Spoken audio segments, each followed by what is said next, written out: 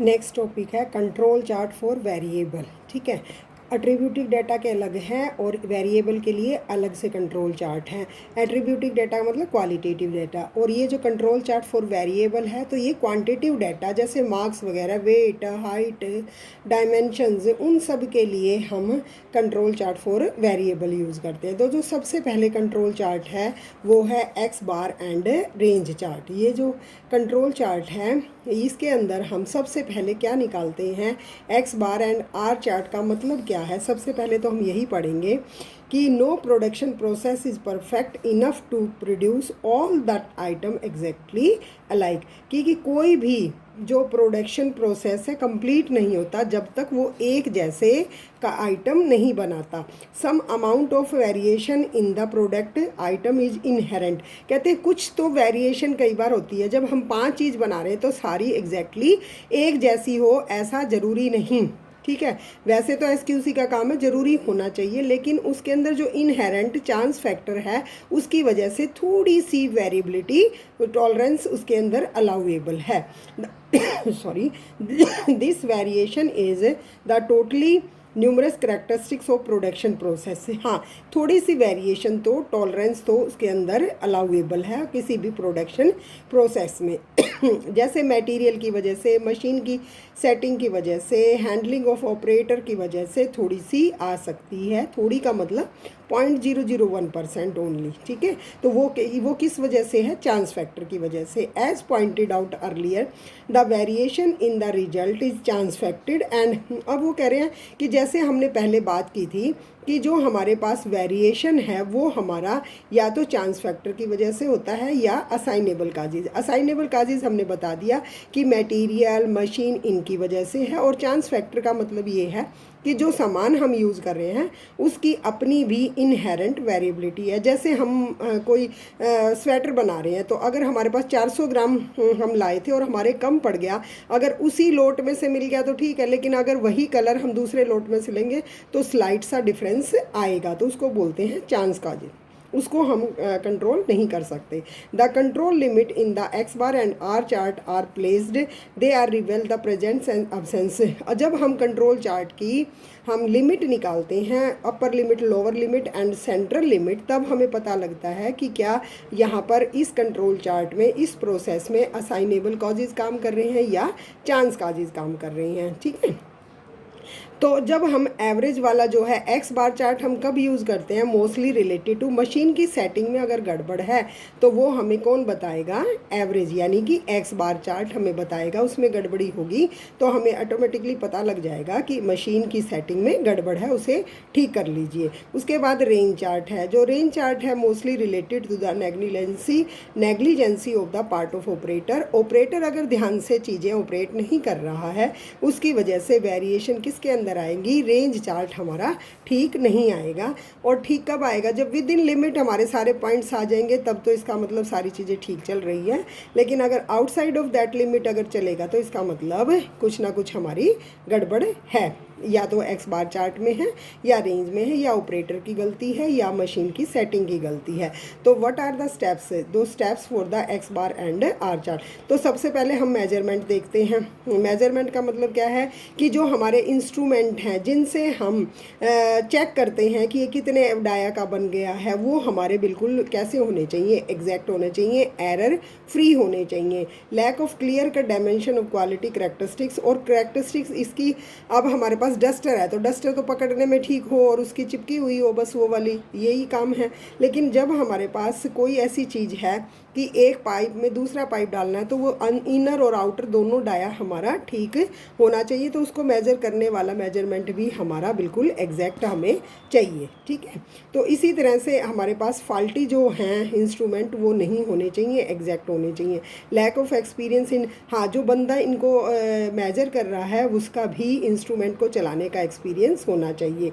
Since the conclusion drawn from the control chart are broadly based on the variability in the measurement, measurement में अगर variability होगी तो quality में भी variation आएगी, तो असाइनेबल काजेज भी इसका मतलब हैं।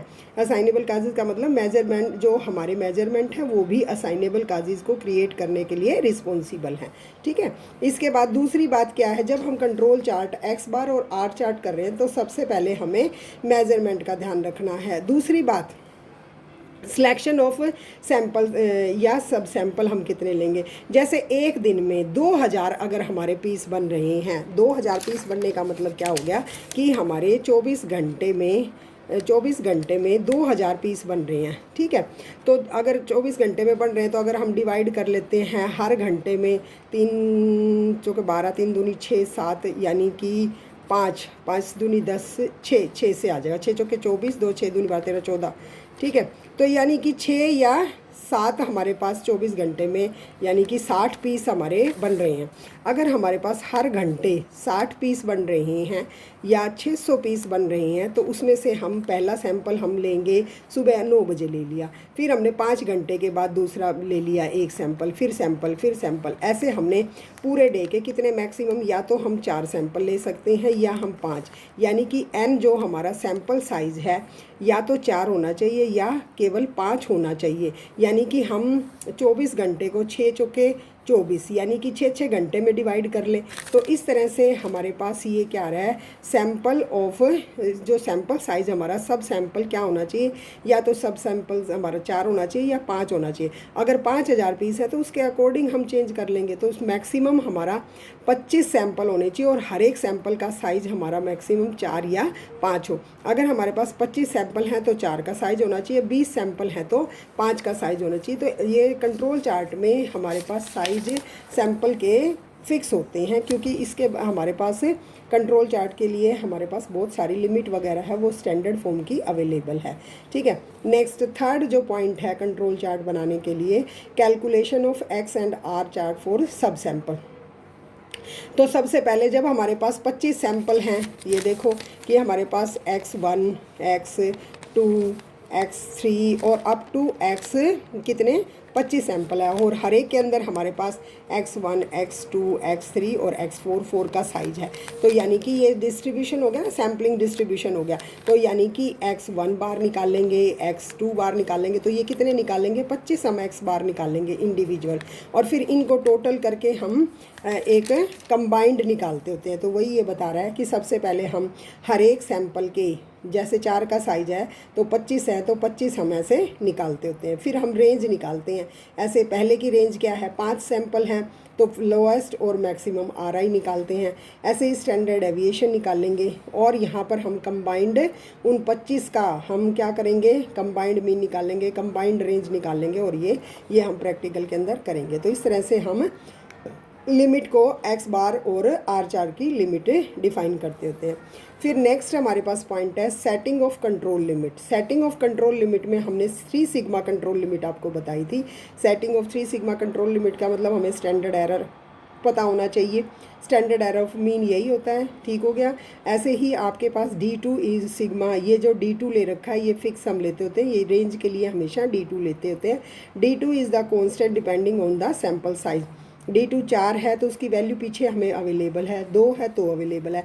तो R जो रेंज है वो सिग्मा इंटू में D2, यानी कि सैम्पलिंग डिस्ट्रीब्यूशन का सिग्मा निकाल लेंगे, इंटू में D2 कर देंगे तो वो R बार आ जाएगा। सिमिलरली X डबल बार हम कैसे निकालते होते हैं, 25 सैंपल के एक सैंपल के मीन को ऐड करेंगे और हम निकालेंगे। तो इस तरह से अब हमारे पास पहले तो सिंगल वैल्यू निकाली थी, यहाँ भी हमने इस तरह से वैल्यू निकाली है। उसके बाद हम कंट्रोल लिमिट्स निकालते हैं x के लिए। When the standards are given, standards are given का क्या मतलब हो गया, जब हमें म्यू और सिग्मा की वैल्यू नोन है। म्यू और सिग्मा का मतलब क्या है, पैरामीट्रिक वैल्यू है, यानी कि डिस्ट्रीब्यूशन हमारा नॉर्मली डिस्ट्रीब्यूटेड है तो उसका मीन और वेरिएंस पता है, डेली सेम टाइप का काम होता है ना। तो उसमें हमारे पास है x बार प्लस माइनस 3 सिग्मा x बार। तो जो सैम्पल मीन हमारे पास क्या होता है, सिग्मा बाय अंडर n। तो यानी कि म्यू प्लस माइनस 3, यानी कि जो हमारे पास पीछे हमने 3 सिग्मा कंट्रोल लिमिट थी वो कंट्रोल लिमिट यहाँ से हमने निकाल ली। उसके बाद ये कह रहा है कि अगर इसने पैरामीट्रिक नहीं दे रखे, म्यू डैश और सिग्मा डैश नहीं दे रखे, तो वो हमें निकालने पड़ेंगे। वो इस तरह से हैं। Similarly the standards are not given तो हमने कैलकुलेट करना पड़ेगा। Upper control limit, lower control limit, इस तरह से एक्स बार निकालेंगे, आर निकालेंगे। ये तो सारा हम प्रैक्टिकल में करेंगे। तो इस तरह से दो तरह से हमारे पास कंट्रोल लिमिट रहती है। कई बार तो स्टैंडर्ड्स गिवन होते हैं और कई बार निकालने पड़ते हैं। जैसे कि student of Hindu girls college के हमें ऑन एन एवरेज मीन चाहिए, तो हम हरियाणा की लड़कियों की हाइट की वैल्यू यूज़ कर लेंगे तो पैरामीटर गिवन है, और नहीं गिवन है तो सैंपल वैल्यू से निकाल लेंगे। तो इस तरह से लिमिट हम निकालते होते हैं। ये सारा बीच में कुछ नहीं है।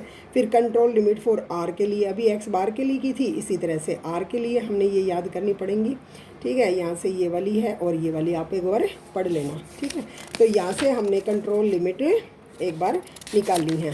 कंट्रोल लिमिट निकालने के बाद हमारे पास अपर कंट्रोल लिमिट और लोअर रेंज के लिए भी आ जाएंगी और उनके लिए भी आ जाएंगी। ठीक है, तो यहाँ इसके बाद हम किस तरह से कंस्ट्रक्ट करेंगे। कंस्ट्रक्ट करने का मतलब क्या हो गया,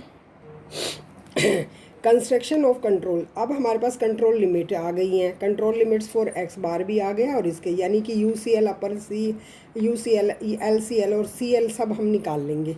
निकालने के बाद हमने इनको प्लॉट करना है। Plotting of contour lines, the control limits को हम प्लॉट करते होते हैं। सबसे पहले हमने क्या करना है, control charts are plotted on a rectangular coordinate axis. Vertical line होती है एक एक्स एक्सिस और वाई एक्सिस, एक हॉरिजॉन्टल लाइन है और एक वर्टिकल लाइन है। तो हम इसमें हॉरिजॉन्टल लाइन जो है उसके अलोंग तो हम सैंपल लेते होते हैं और ऊपर की तरफ हम मीन ले लेते हैं। ठीक है, तो इस तरह से हम पॉइंट्स को फिर प्लॉट करते होते हैं और CL, UCL वगैरह प्लॉट करते हैं। ये बता देंगे आपको। अगर हमारे पास UCL और LCL, जैसे हमारे पास ये वाला है, ये देखो अभी मैं दिखाती हूँ आपको, ये देखो ऐसे हमारे पास ये क्या है, UCL आ जाएगी, CL आ जाएगी और LCL आ जाएगी। और ये बीच में हमने सैंपल्स को डाला हुआ है, सैंपल पॉइंट्स को। यहाँ 25 सैंपल के अलोंग हमने ये पॉइंट्स करे। अगर ये विद इन लिमिट आ गया तो इसका मतलब हमारा जो प्रोसेस है, हमारा जो काम चल रहा है, वो हमारा स्टैटिस्टिकल क्वालिटी कंट्रोल के अंडर चल रहा है। ये एक्स बार चार्ट हमें बता रहा है। और अगर आर चार्ट का अगर हमारे पास कंट्रोल चार्ट है तो इसका मतलब जो ऑपरेटर की सेटिंग है वो बिल्कुल ठीक चल रही है। ठीक है, तो इस तरह से हमारे पास जो है construction of control chart for X bar और आर चार्ट को हम प्लॉट करते थे। हम प्लॉट करेंगे सारा प्रैक्टिकल के अंदर और फिर हम निकाल लेते हैं कि किस तरह से हमारा जो प्रोसेस है वो कंट्रोल में है या नहीं। अब आप इसके रिमार्क ज़रूर पढ़ें। एक्स बार और आर चार्ट जो हैं ये वैल्यूज़ हैं, ये जो A1, A2, A वगैरह ये पीछे दे रखी हैं, मैं दिखा दूंगी आपको। ये किस पे डिपेंड करती है, हमारे पास साइज़ जो है n मेरे पास 4 है या 5 है, उसके अकॉर्डिंग इनकी डिफरेंट वैल्यू है। उसके बाद x bar chart reveal the undesirable variation between the sample. तो वो कई बार हमारे को आर चार्ट कई बार वेरिएशन दिखाने में समर्थ होता है और कई बार नहीं होता। ठीक है, तो इसी तरह से हम री एवेल्यूएशन करते हैं। स्पेसिफिकेशन जो हमारी है, स्पेसिफिकेशन लिमिट है। और जब हमारे पास कंट्रोल चार्ट बार बार ख़राब आ रहा है तो हम देखते हैं कि जो हमारी स्पेसिफिकेशन लिमिट थी वो हमारी ठीक है या नहीं। कई बार हम उसको भी चेक करते थे। स्पेसिफिकेशन का मतलब क्या हो गया कि ये वाला जो आइटम है ये इतने बाय इतने का और इसमें इतनी 0.2 की टॉलरेंस है। 2 की टॉलरेंस मतलब ऊपर नीचे हो सकता है। तो ये एक बार आप इसको ज़रूर पढ़ना है। ठीक है, तो आज के लिए इतना ही बहुत।